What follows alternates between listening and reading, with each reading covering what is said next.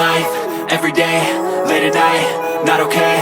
All I want, and I pray, all I need are some better days. Fuck me, I'm looking in the mirror, so foggy, but I've never seen clearer. I don't really think anyone can save me, and honestly I'm not really sure I want saving. I like to be my own worst enemy. There's no risk if you don't try at anything, so I'ma just keep buying everything. See you in the next life, have to be a better me. I don't think that my head's on straight, gotta flip it and grip it and go and get an x-ray.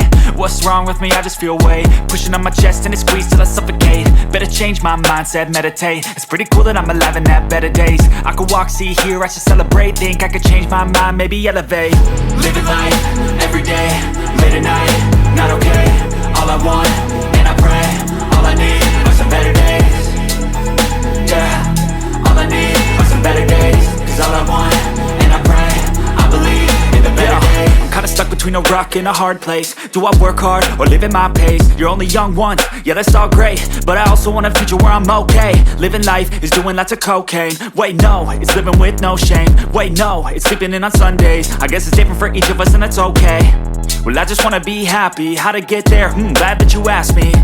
I think it's different for everyone. Some of us need work, others need fun. Some of us need purpose to overcome. But try to do what you love when it's said and done. Cause there's so many differences in each of us. Trust your gut, it can show you what you want.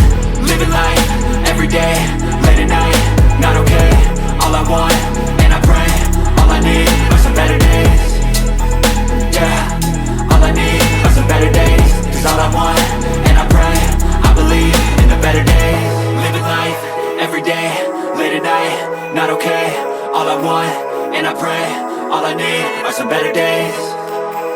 Yeah, all I need are some better days. Cause all I want, and I pray, I believe in the better days.